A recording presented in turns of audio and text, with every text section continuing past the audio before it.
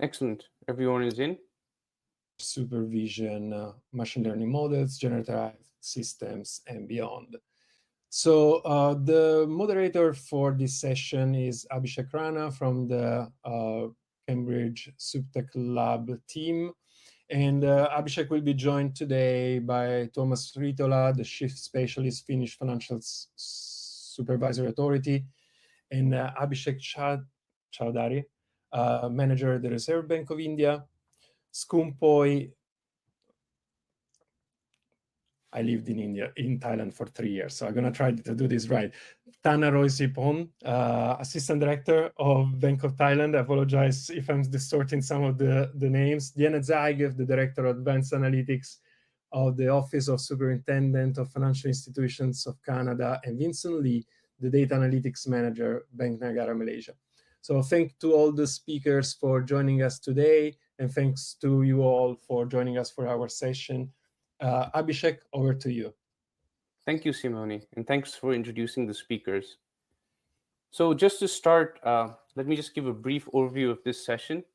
So in this session, we're going to explore the development of SupTech tools in Ecuador, Egypt, India, and Canada. The majority of these tools were developed via the Cambridge SupTech Lab's Application Incubation Program. The goal here really is to give attendees insights into a variety of different use cases for AI in supervision, including AI, API and transactional analysis development for compliance monitoring, the use of chatbots, AI-driven in supervision, case management and analysis for complaints handling, and web scraping and sentiment analysis for consumer fraud detection. So before getting started, I just want to let the audience know that we will have a Q&A session at the end. So please feel free to post any questions that you have under the Q&A tab or the chat, and we'll be monitoring those and be presenting those to the speakers once they're done. So Abhisekh, I believe you're up first, and I believe you have a presentation you want to share, which will basically cover the use case that you're focused on and the AI tools that you'll be using. So over to you.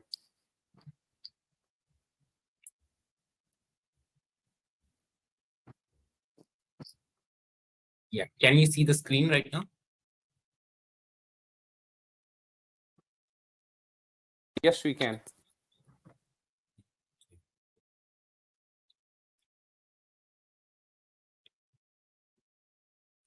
Okay. Hi, good morning to all the esteemed panel members and my dear participants. It is really a privilege to discuss how at Reserve Bank of India, we are leveraging emerging technologies to enhance supervision. We currently have developed an array of SupTech tools, out of which we would be discussing one of them here, which focuses on assessment of board functioning and how we examine governance and oversight risk using these emerging technologies. So our goal was to devise an objective data-driven approach to the assessment of governance and oversight risk in our supervised entities. When I say supervised entities, they might be banks, they might be non-banks, or they might be what we have here is urban cooperative banks, which are similar to credit unions. So the current process is kind of involving manual scrutiny of voluminous documents, including minutes of the board meetings, the subcommittee meetings, and also the agenda memorandums that are placed along with them in the board meeting. It is a very subjective and time-consuming process. So for that, what we have done is we have ideated and developed 3 SupTech models for the same. And going forward, we will try to give a glimpse of those 3. So what I will try to describe is the process for the minutes of a board meeting. The same process has been followed for the minutes of other subcommittee meetings as well as for the agenda memorandums. So the first step is the extraction of text from these PDF documents submitted by the supervised entities. So this is our primary data source, all these documents. Now these documents might run into tens of thousands of pages. And there is a particular set of challenges that we have to face with these PDF documents. Sometimes they're not properly scanned. Sometimes they might have random stamps here and there and multiple signatures on each single page. Sometimes they have a layer of protection, and we have to work extensively to use a suitable OCR technique to extract the text from there. Now, once we have this text, what we try to do is we tried to create this matrix where we have the list of all the agenda items on which discussion or deliberation has to happen in that board or ACB or RMCB meeting.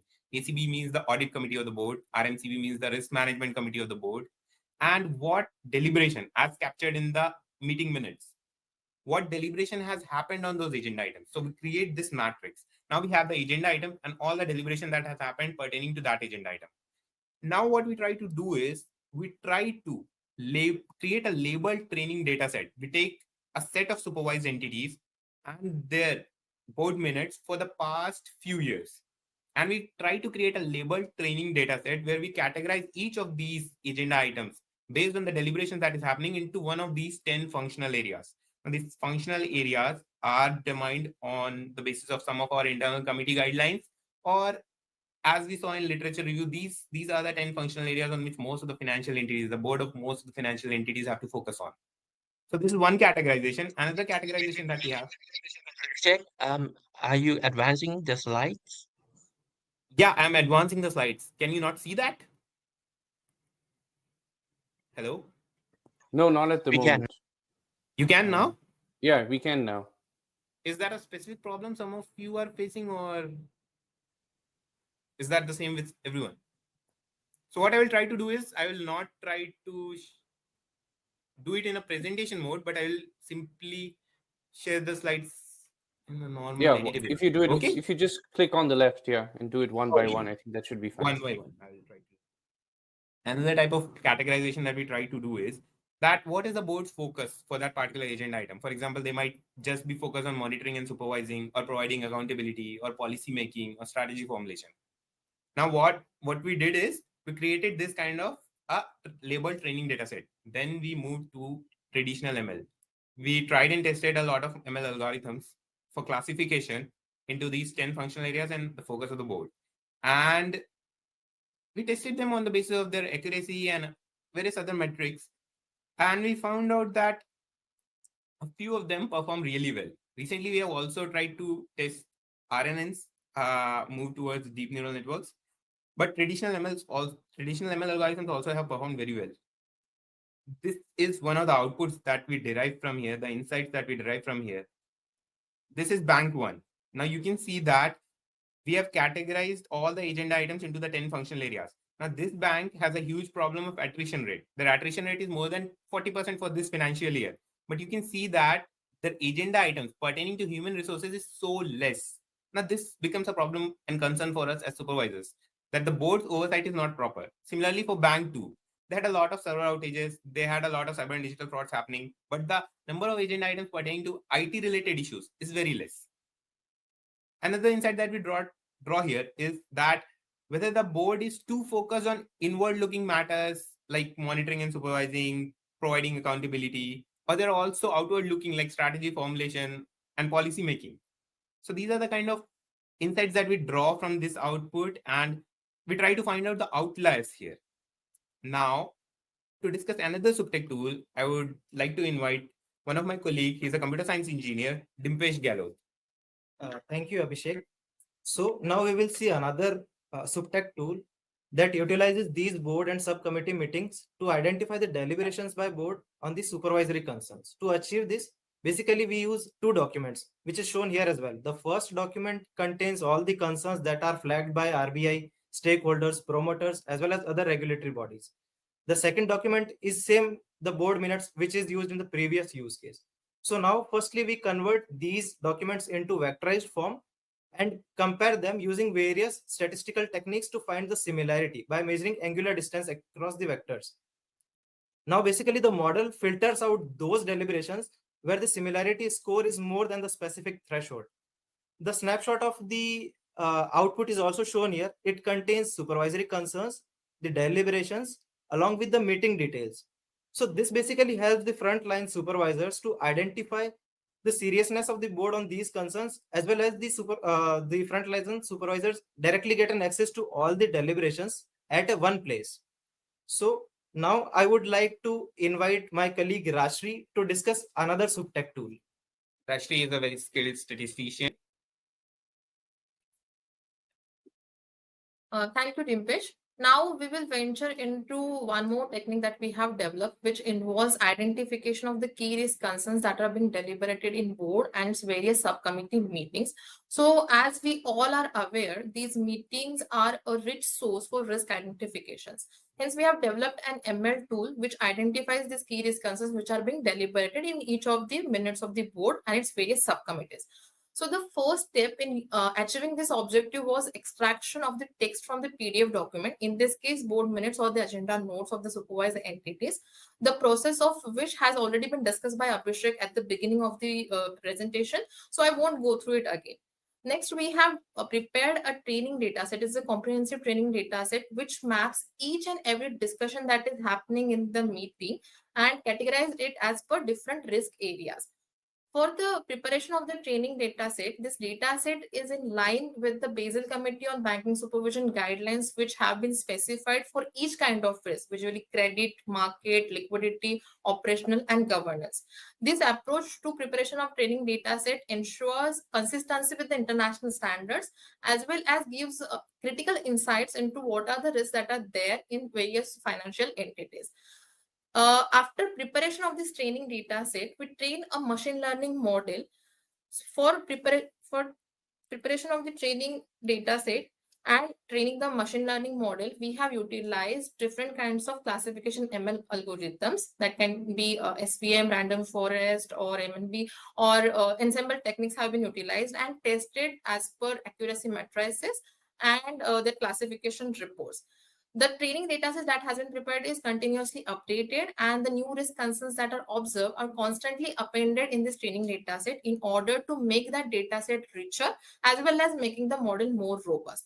So this trained ML model, what it does is it goes through each and every line on each and every page of the minutes of the meeting.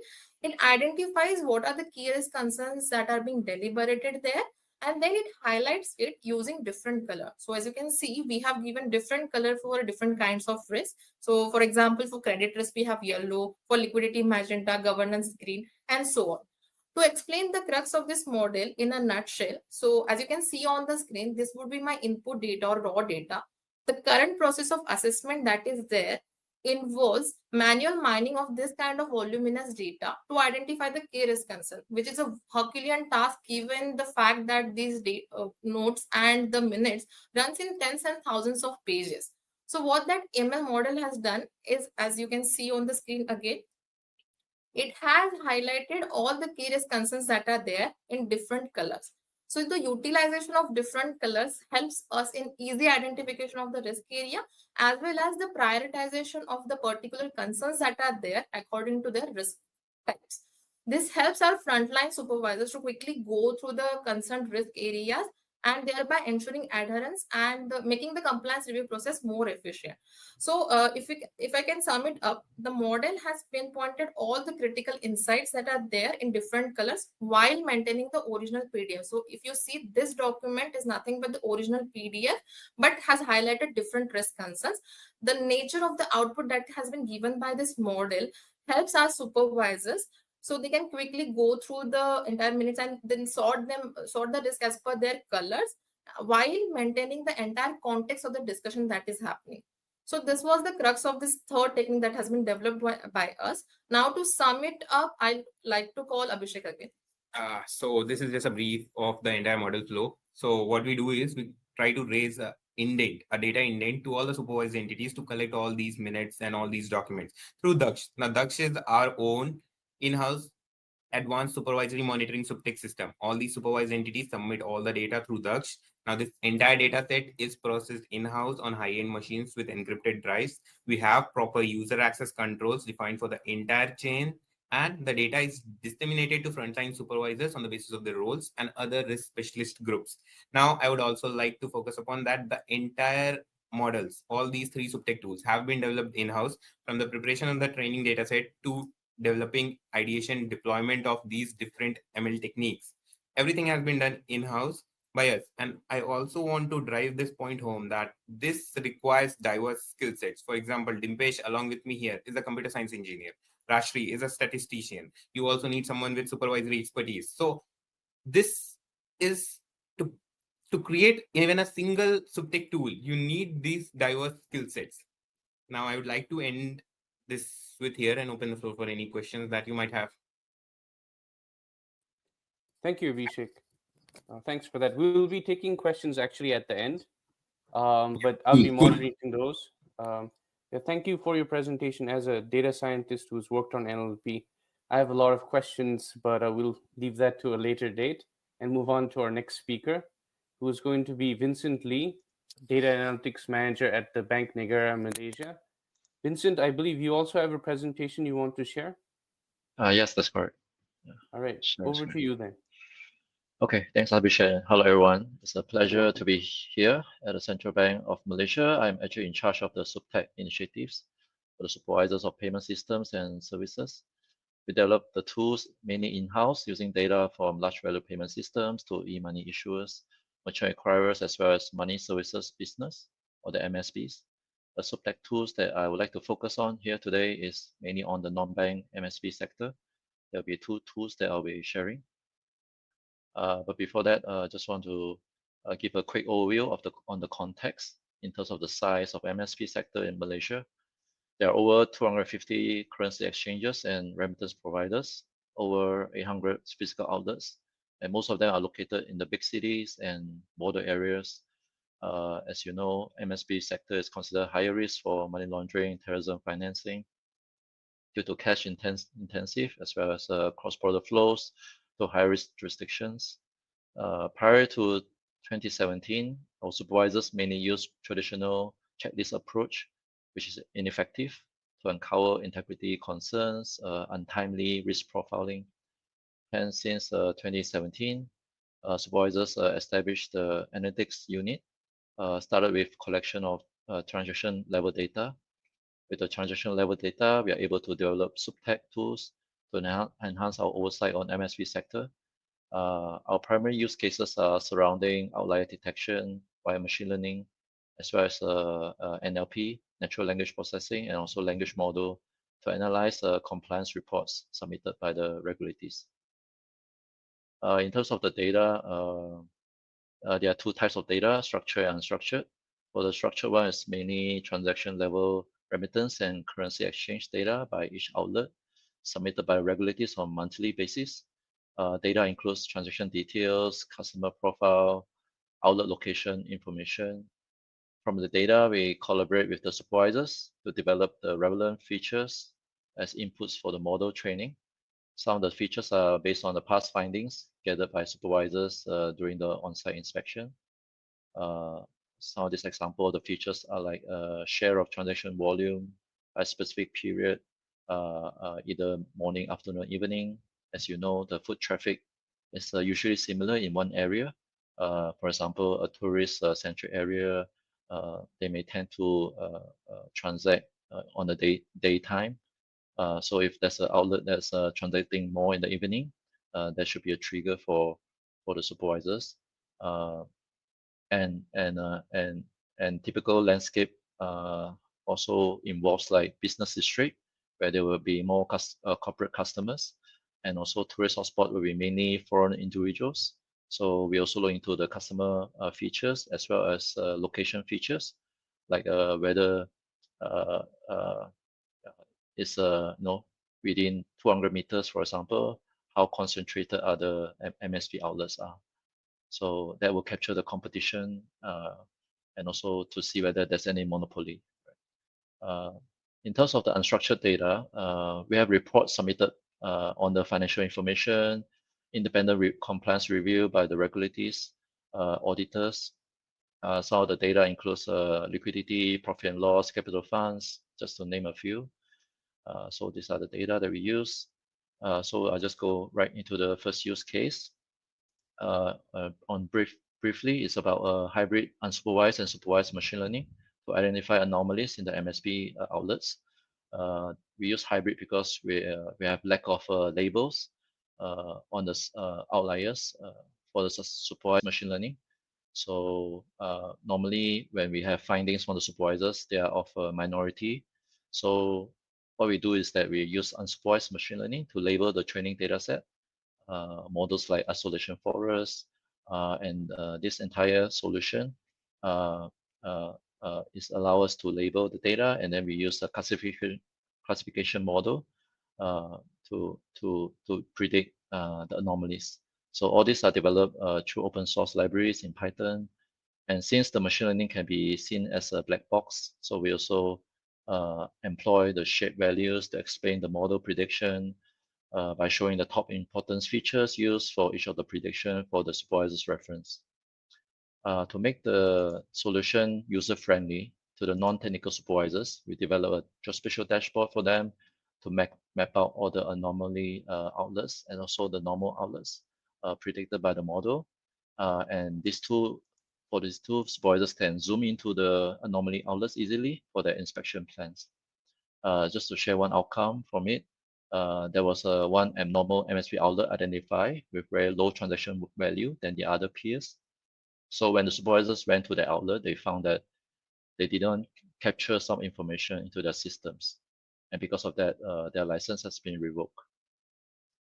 So on the second use case is the use of the unstructured data, where we use a language model to analyze the text-based reports, such as the auditor statements and written assurance, independent review assessments on certain regulatory requirements. Most of the time, the reports are not standardized. It can be lengthy as well to review, and it can also come in different formats like scanned images and slides. So with the help of language models and natural language processing, we can analyze these reports more efficiently. In terms of the text extraction, we employ like OCR tools to extract the data from the text data from the scan reports. And then after that, we identify the topics in the text by using keywords.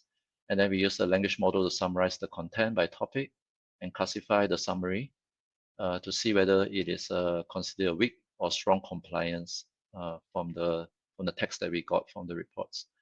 So we use the language models that are non-API and we can download to our local servers so that we may not involve sensitive information in the language models. So moving on to the next slides, last slide. Here are some of the main challenges I would like to just briefly share. First is to reduce the false positive. This is due to maybe the lack of quality data and also lack of suspicious cases from the AML point of view. Hence, there are need of integration with other data sources, working with other authorities and agencies like on law enforcement, financial intelligence, so that we can capture more insights. Human in the loop is also important. Using feedback from supervisors when they use the model results, we ensure us to have a more effective targeted supervision from the model. Second challenge is regards to model explainability. I think in the earlier session, I talked about explainable AI. As machine learning can be seen as black box, and supervisors are not data scientists, so they need explainable AI to guide them to interpret the features behind the predictions. And also the tool needs to be user-friendly. So we have to provide like dashboard so that they can able to use those outputs efficiently. So I'll just stop here. Thank you for your attention. Thank you, Vincent. I think it's interesting to note from both these presentations that, most of the solutions here are not really generative in nature, and that's important to note because there's a lot of hype around generative AI. But for a lot of use cases, you're better off using a more classical classification machine learning model. It has more utility than using a generative model, especially for the first two use cases that were highlighted here. So our next speaker is going to be Tuomas Ritola, Chief Specialist at the Finnish Financial Supervisory Authority. And I believe he also has a presentation to share. So over to you, Tuomas. Yes, thanks. Just a minute. I'll share my screen. Okay, so hi everyone, and thanks for the invite. It's a pleasure to be here. So my name is Tuomas Ritola. I work as a Chief Specialist at the FinFSA, so the Finnish Financial Supervisor, and basically leading the AI solution development for all the supervisory domains we have. And I have a background of, let's say, technical and commercial projects before coming here. from the ECB and FIU, for example, so financial intelligence and financial supervision from different organizations. At the FinFSA, we work on the AI development sort of on a use case by use case basis in a project where we now collected roughly 100 use cases from different sort of supervisory fields. And at the end of this project, the goal is to have, of course, this a handful of solutions in production for these AI use cases, but then also build that sort of capability for internal AI development and continuing building more solutions. And in practice, we have these use cases from different organizations and from different technical experts. And then these are mostly connected by, let's say, technical themes that are related to, for example, utilizing information in documents or generating documents or automating different tasks or processing large numerical data sets. And now we'll have a closer look at one particular, which has to do with analyzing SFDR documents, so sustainable finance documents automatically. So this is a somewhat generic use case where we basically run a set of questions over a set of documents. In this case, we have documents that we want to kind of analyze from supervisory from the perspectives of supervisory questions. So we have compliance, non-compliance questions, and then we also collect some indicators from these documents. So these are basically documents that describe, for example, a fund and the different aspects of the sustainable aspects of that fund. So in practice, we go from a PDF document into a, let's say, a compliance check for this single fund or this single product. And previously, let's say one year ago or half a year ago, we had the first iteration or first take on this problem. And in that case, we started from an input PDF document, then did some OCR over that document, and then also collected the text content with a Python library, then split the text into sections, sort of relevant sections, and they then gave this information along with our questions, supervisory questions, to an LLM and tried to get answers. And still kind of a lot of the human understandable document data was actually sort of untapped. We just couldn't use it, or the models couldn't use it. And the challenge there is that basically if you take a document and then you extract the text from the document, and then you have some questions that you need answers to. And in this case, you kind of have to work only on the extracted text. So you're actually missing a lot of the visual cues and visual context from these documents, which then turns out to be a bit of a problem in many cases. Of course, depending on the document type. But in this case, these documents have a lot of visual data. So there's charts and drawings and tables and stuff. And then these things are all really easy for human analysts, but it's actually quite difficult to extract programmatically, at least so that it would be reliable across different documents. And the fundamental problem is that PDFs are not a content format. They are just a print layout format that kind of has become a storage format. So in a sense, what you see as a person or analyst looking at the document is different what the algorithm sees or the model sees when it's trying to answer the questions. And here, what has proven quite useful are the visual language models. So the kind of the newer generation of LLMs that now can also handle visual data. So doing document analysis in the visual space or visual format as an image, basically similarly as we humans do. So instead of breaking the document down into sort of individual parts, we'll have the model basically interpret a page as an image. And then in this case, we can preserve both the context of the page or the context of the information on that page and the layout of the page. So if in a traditional text-based model or text-based LLM, this is a kind of simplification, of course, but if you think of it so that you have text input and then you make text embeddings out of it, in a visual language model, you can also then give an image input, and then you can have visual embeddings of the content on that image, which could be an image of a document. And then you sort of project those embeddings to the same space with the text embeddings. And then from this combined information, you can actually have the model generate text or answer, for example, your questions regarding an image of a page. And it's basically nothing fancy. So it's just another way of calling these, let's say, newer LLMs.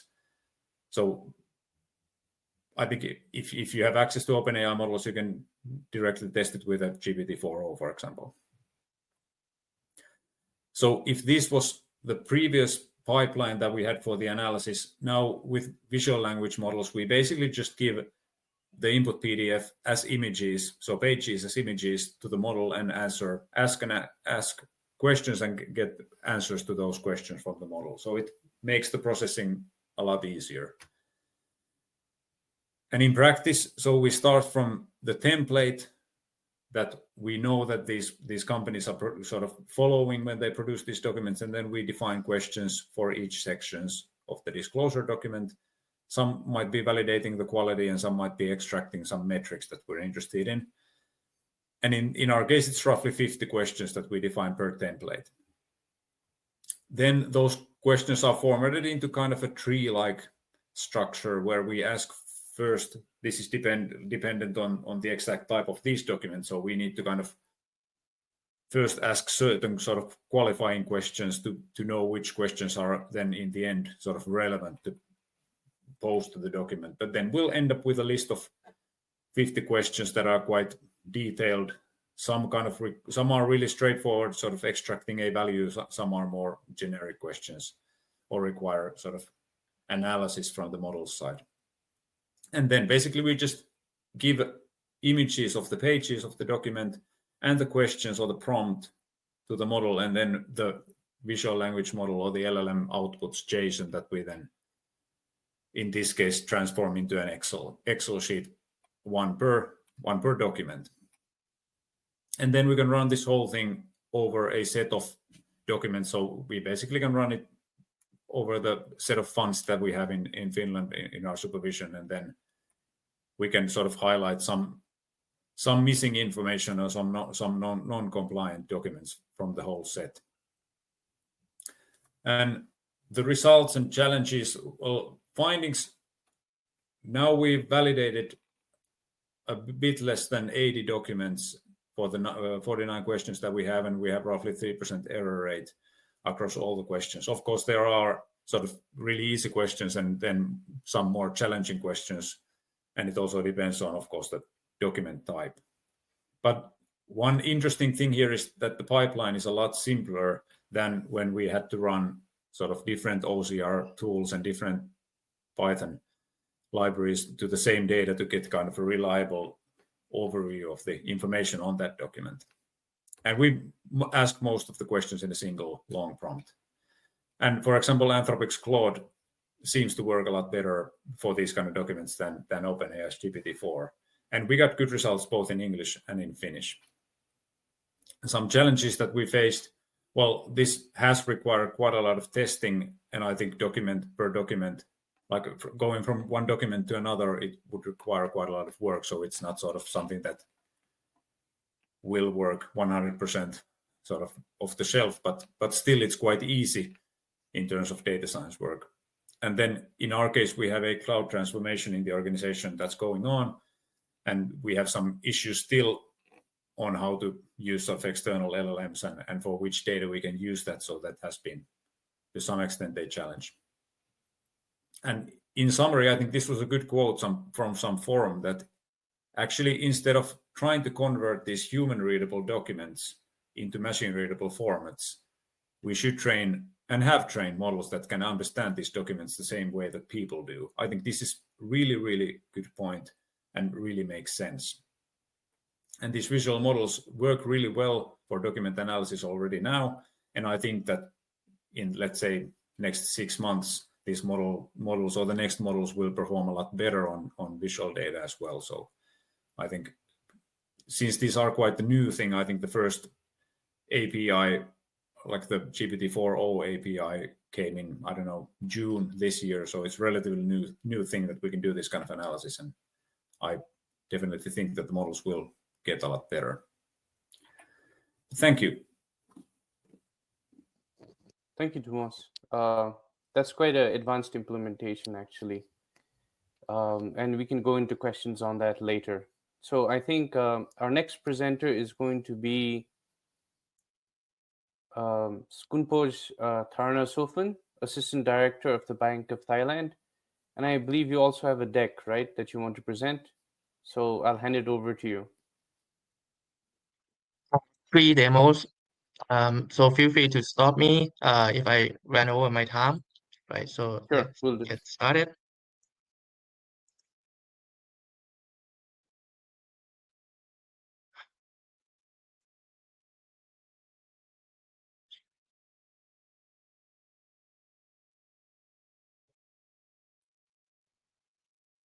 Do you see my screen now? Yes, we do.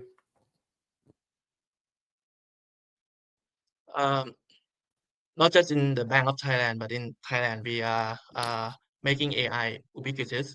So with open source model as well. And what you are about to see today is fall under the category of build, not buy. And sorry for second, someone just ping me, and let me just close it. Okay.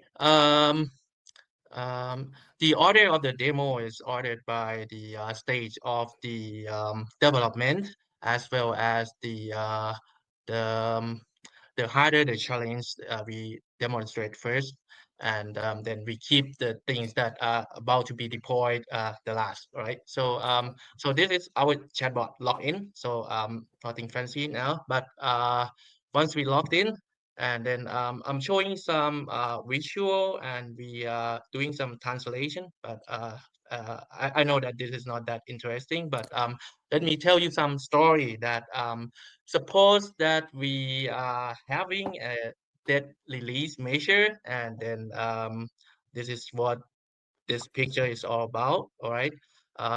It's called measure X, and we are trying to find criteria for people who are going to be eligible for this measure, as well as the measure Y is supposed to be Y, measure Y for the debt restructuring program. So this is just visual LM, and then it's translate the image, nothing fancy here. But what I'm about to show next is we are trying to use the generative AI as to connect with our data lake. We have lots of big data and lots of data on the financial contracts and all the loan contract of all the financial institutions in our country. So we can analyze. Now we are using analysts, so we can come up with these number or percent that who should be eligible for the debt release measure. That's something we are working on. But something the next one, what I'm trying to show today is the other part inside this one. This is the causes that we can get in terms of uh, AI-driven policy making, right? So on the other hand, right, not just finding who are eligible for this program, but let's just ask the question whether how this program is going to have an effect on our financial system, right? So that's the question here. So now let me begin my first demo. So this just introduction of the story.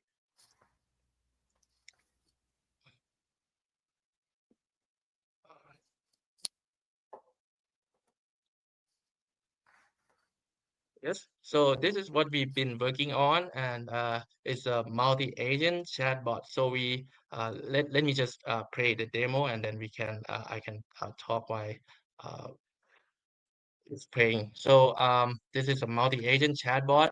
We call it brainstorming. So the prompt or the question is we want to know how this program is going to have an effect on our financial system. So first, it's analyze the task like let me just stop it first. The multi-agent, they are asking among their team, right? So how should we proceed with this question? So as I mentioned earlier, that we have a data lake and big data of the loan or the loan contract in the financial system. So, oh, sorry.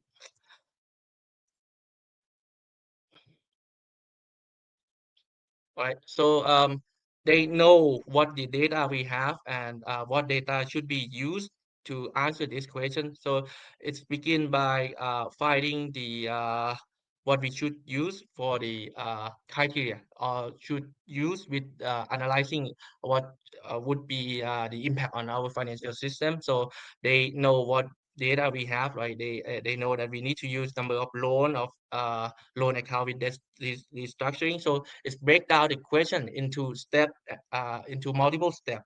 And then I can show something interesting here that came out of this generative AI, right? So this step one, and then we know, all right. Step one, step two. Uh, Step one is about finding a number of loan, number of sorry, outstanding loan, and whether these loan. Oh, sorry, this is step two. Right, number of loan account, and then step two, whether these loan has a probability to default, and what are their collateral, and what would happen exposure to the financial system. But something interesting came in the step three. This is something new that I haven't seen before. It suggests that we should use the we should use we should divide the NPL with the unemployment rate. So this is something interesting for me, that is kind of know how to analyze the economy. That they know that it can find the amount of non-performing loan per 1% of unemployment rate. So it's kind of know that if we somehow can make unemployment rate lower, then by 1%, then this amount of lower non-performing loan that we can reduce. So this kind of showing something new and interesting for AI to analyze some economic data. So this is something that is in proof of concept today. It's not being used yet, right? So, but it's something we are trying to make AI and generative AI to tackle the policy questions, right? So let me go to the next demonstration. So once we have the guidance, or the step to analyze the problem that we have, then we also have the data, right? So we have to gather the data, and curate the data for us to do some more analysis on this. So the second demo is called SQL Coder, or RDT Copilot. So it's this coding assistant that we come up with the idea to help the examiner and the financial auditor to get used to the SQL coding, because they uh, previously they are just doing Excel, and then now we have a big data and the data lake, so they have to improve themselves to use the coding and SQL as well. So they can do Tableau and visualizing, but they just don't do any coding before. So we build the coding assistant for them. So this coding assistant, they know the schema and the structure of our data lake and our big data. So we can ask them the question in just plain English or in Thai language, and then we get the SQL code from the chatbot. But this is just not just an ordinary coding assistant. It's a coding assistant that aware of our own data. So they know what the field's name are, what the table name is, and how to tackle the query and the problem. So they can create query to extract the data for the financial analyst that never done any coding before, right? So so this is my second demonstration, and let me go to the next one, right? So this one I cannot show you a lot, right? Oh, sorry. So this is what related to the first demonstration, that when we have the debt restructuring program announcement. So we also have the call center for people to call and get more information, or make some registration for to eligible for the debt relief program. So we have the CIM system in place as well. And here, So the third one, what this demo is about to be deployed in this week for sure. And what this about is that we have a minute meeting of board of director of the financial institution. It's a lot of text and we want to analyze it. So we build a generative AI system that can understand this board meeting, and then they give us some insight about what they are um, doing with the banks, right? So we just upload the board of meeting minute of the board of meeting, and then this is what we got from the analysis. So we have I cannot talk into details here, but we have some topics that are interested for them, and who is leading the meeting and who attending the meeting, and then what are the relation for the board of directors and the topic that they are discussing. So this one help save time for our analysts a lot, because they have to go to lots of pages, and then this uh, generative AI help them summarize everything, and they can chat with the board of meeting minute as well. So I guess I haven't um, used up all my time yet. So maybe we can save some minutes for question and answer later. Sure. Thank you, Thank you. Skundboj. I think now we move on to Diana, who is our last speaker. So Diana is the Director of Advanced Analytics at the Office of the Superintendent of Financial Institutions in Canada. And Diana, I don't know if you have a presentation prepared, but I guess following the same format we have, if you could elaborate a bit on the use case, right, for AI that you currently have, what exactly the model is, the data instances that you're using to train those models, and some information on the outcomes and the challenges from that. That would be great. Yeah, thank you. So I will talk about one of our SupTech solutions, which I think complements some of the others you've heard about here this morning. So it's a retrieval augmented generation chatbot. And this project was independent of the Cambridge SupTech Labs application incubation program, but we thought it would be of interest and wanted to share it with this AI Tools for Supervision session. So the problem that we were looking to solve is a common one facing supervisory entities, and that is the vast volume of unstructured text-heavy documents that regulators receive from regulated entities, and the need to review and process those documents in a timely manner.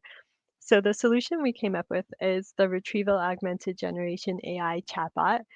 And it's a tool that aids supervisors to quickly and easily find focal information and answers to their questions based only on specified documents. This complements other solutions that you've seen earlier this morning where questions are predetermined in advance. So one benefit of the Retrieval Augmented Generation chatbot is that supervisors can ask any questions they have at any time. And they can also ask follow-up questions to their original question where they need more information and want to get more details. So the tool or chatbot can be applied in many supervisory processes. It can be used for regular quarterly monitoring, such as when quarterly earnings reports are released, or it can also be used to review materials that are submitted for a comparative review or a specific financial institution review, or basically anytime you have a specific document or set of documents that you want to review. So maybe I'll just explain a little bit about the retrieval augmented generation and why we choose to use that. So retrieval augmented generation is a technique for retrieving information to augment the knowledge of the LLM. In other words, it helps ground the model with a specified knowledge base. So if you've used ChatGPT, you ask a question and the LLM answers based on its knowledge, or maybe the more advanced ones now will also look up current information on the internet. But our solution is you ask a question and we ground our chatbot to a knowledge base. So it will look up information from our knowledge base and provide that information with your question to the LLM, and it will then generate your answer. And why it's important is that this is one way of getting around the limited context length of LLMs. So it provides only the relevant information for your question, for any specific question at any one time. So it doesn't provide all the documents and overwhelm the LLM. It also grounds the response. So the LLM will answer only based on those internal specified documents and not based on its general knowledge. In terms of the tools we use for this solution, we use OpenAI. It's embedding models and LLMs. You can choose from any LLM, 3.5, 4.0, 4.0 mini, or just 4. And we use it in addition with AI search, which is where we store the index. So we index the text, the embedding vectors, and any metadata needed for the retrieval augmented generation process. We also process the original raw documents with a tool like a PDF reader or document intelligence, which can parse the document into its parts, its text, its images, tables, and it also uses OCA for non-readable parts in PDF documents. And finally, we also have a web app. So that's the front-end interface that the end users will engage with. The data that we need for this type of solution are our specified documents, whatever we want the LLM to answer based on. So LLMs are pre-trained on vast amounts of data, and that helps them have natural language understanding and generation and processing capabilities, but we don't want to rely on that data for the knowledge. And that's why we use our domain-specific documents for the chatbot knowledge base. The documents might be in Word, Excel, PowerPoint, or PDF documents.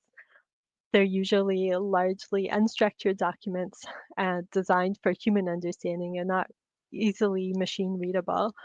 So we extract the text tables and structures from those documents using services like Document Intelligence or other PDF readers.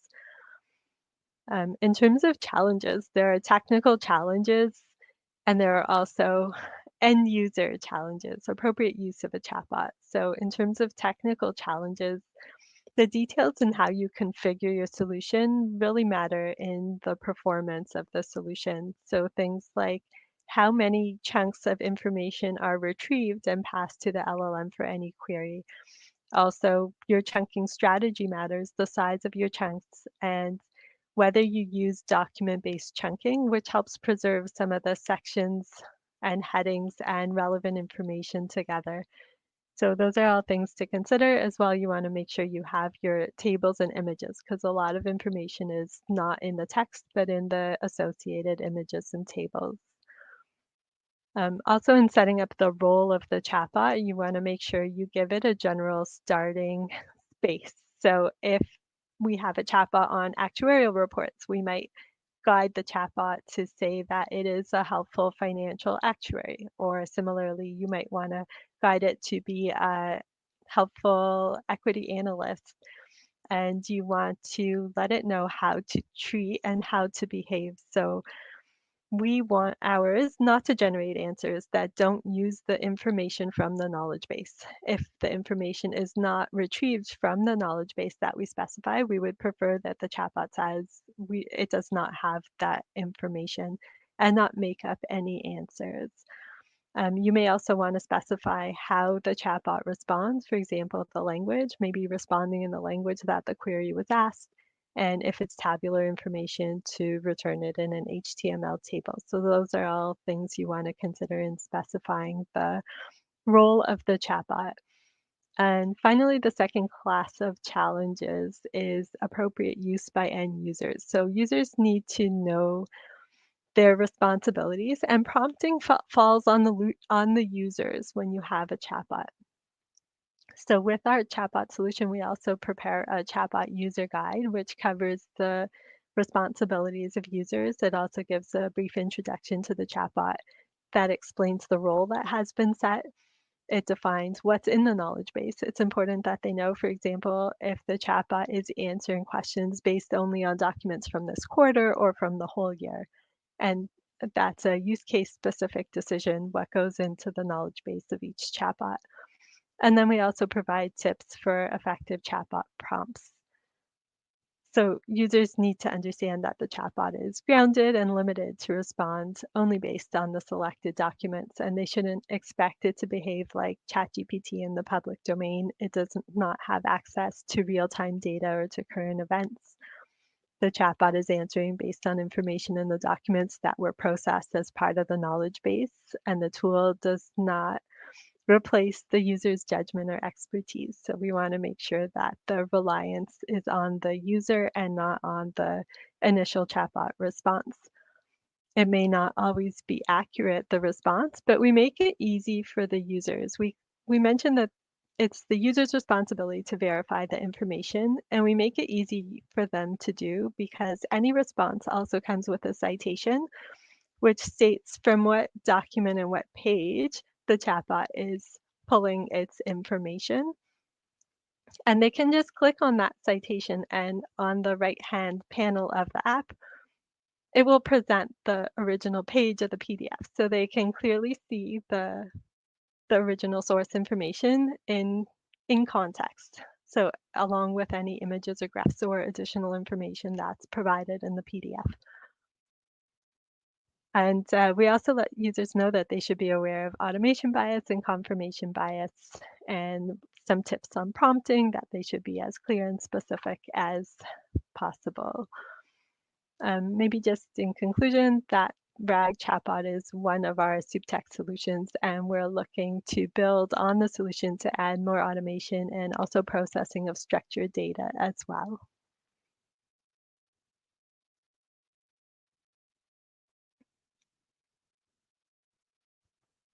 And that's a very interesting use case. So right now we're going to move to the Q&A section of the chat.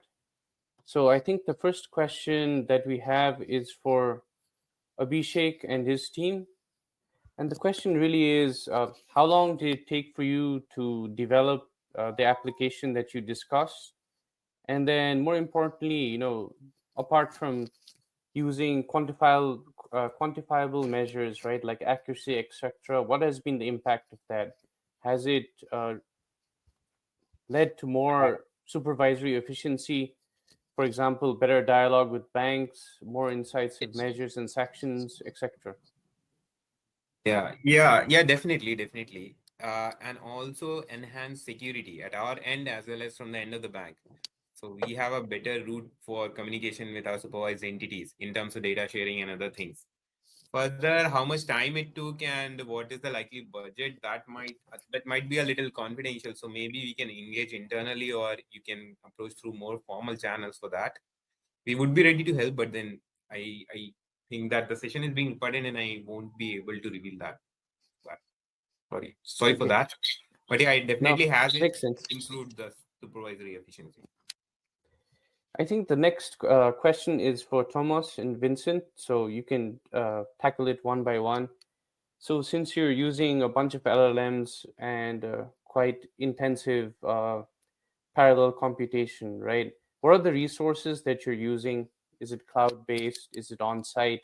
And what are some of the privacy and security considerations you have to take when trying to develop these models that are basically leveraging large language models and need to be, data sovereign or data secure?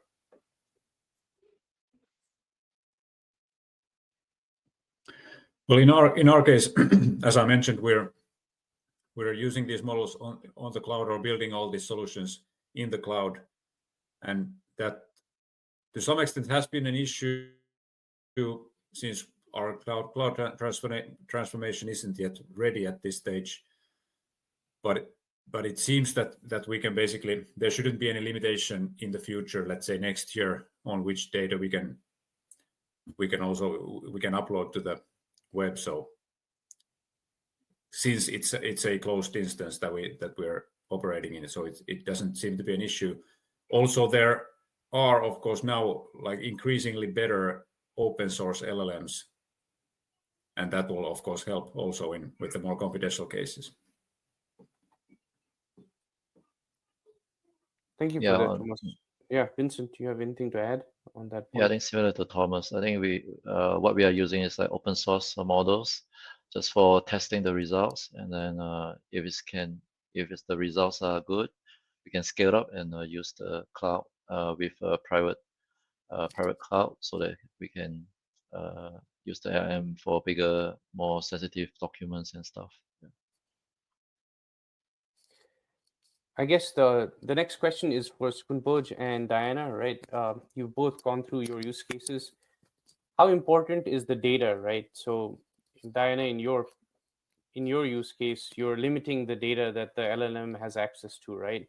How would you compile and create a data set that you feel is relevant to your particular use case, has the veracity, authenticity required to answer the questions via chatbots, and then ensures that the answers are accurate enough for end users? Thanks. So this is a use case by use case decision that we work with our clients to understand how they will be using the chatbot and what information they need to have in their knowledge base. Generally, people like to have more, but having more may make it more difficult to retrieve the exact piece of information you want. So if you're only asking questions about the most recent quarter, it's not necessary to have the last 3 years of reports in your chatbot. So it's a discussion to be had on what is the relevant set knowledge base you want for each chatbot. And then you also asked about determining if the answers are correct. I find that the answers are usually correct from the chatbot, and it's really about user training, about asking the right question to get the information that you're looking for. So just a tip there. Thank you. Skunpoj, I don't think, I'm wondering if you have anything to add to that in terms of the data Yes, curation. data and AI is always the most asked question, whether you have good enough data for AI. But in this case, do you have any data for AI at all, right? Somehow we may be limited to only able to use the public data with the cloud AI. So what I'm saying next is maybe not the best solution, but maybe the only solution we have at the moment, like the on-premise solution, that you have to have your own hardware so that you have a controlled environment, and you can ensure that you have enough governance in place with safeguarding the AI and both the AI and your data. So that's currently what we have at the moment. All right, so we're 1 minute after time. So I'd like to thank all the speakers for joining, the audience also for their participation and questions. And the recordings will be available via AirMeet, and I believe the presentations as well. So if you want to go back, analyze further what the session had in terms of content, you can do that. So thank you, everyone. Thank you. Thank you, Abhisekh. Thank you.